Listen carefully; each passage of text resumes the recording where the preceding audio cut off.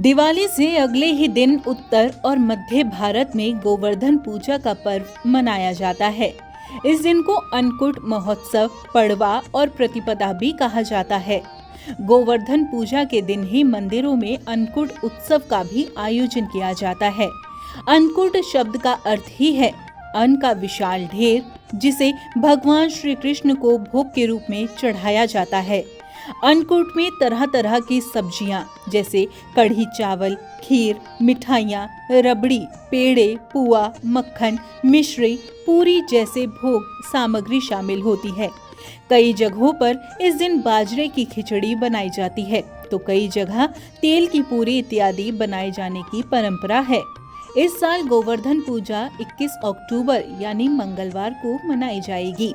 पौराणिक कथा के अनुसार कार्तिक मास की शुक्ल पक्ष की प्रतिपदा को गोवर्धन पूजा की जाती है। इस पर्व पर गोवर्धन और गाय माता की पूजा की जाती है। इस पर्व में गोबर से गोवर्धन का श्री विग्रह बनाकर गोवर्धन भगवान की पूजा की जाती है। गोवर्धन पूजा की शुरुआत भगवान श्री कृष्ण ने की थी।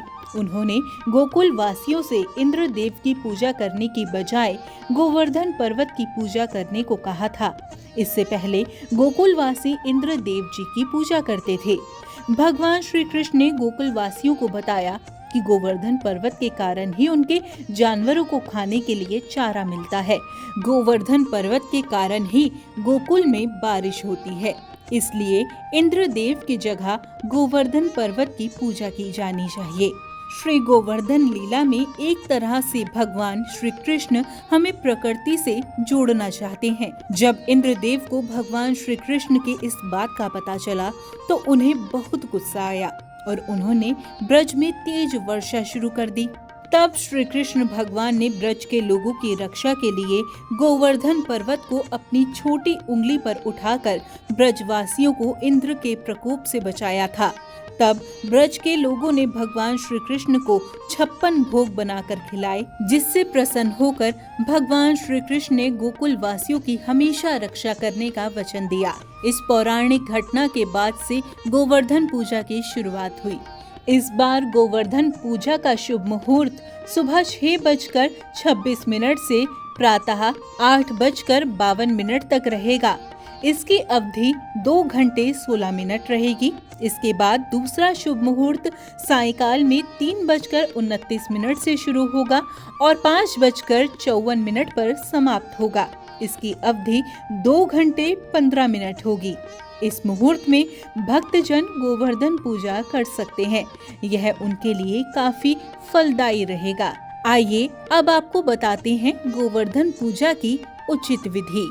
सबसे पहले शुद्ध नहाकर स्वच्छ वस्त्र पहने।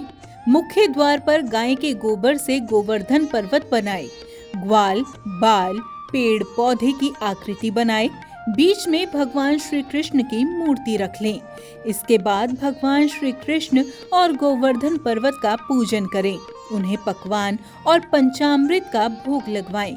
गोवर्धन पर्वत की कथा सुने, प्रसाद वितरण करें और सबके साथ भोजन करें। जैसा कि आप सभी जानते ही हैं कि गोवर्धन पूजा के दिन गोबर से देव बनाए जाते हैं। इसके अलावा लोग अपने पशुधन को सजाते हैं और उनकी पूजा भी करते हैं। ये प्रकृति और इंसानों के बीच स्थापित प्रेम और सम्मान का पर्व भी माना जाता है। अगर वास्तविक रूप से देखा जाए तो भगवान श्री कृष्ण ने गोवर्धन लीला हमें प्रकृति और संस्कृति से जोड़ने के लिए ही की थी।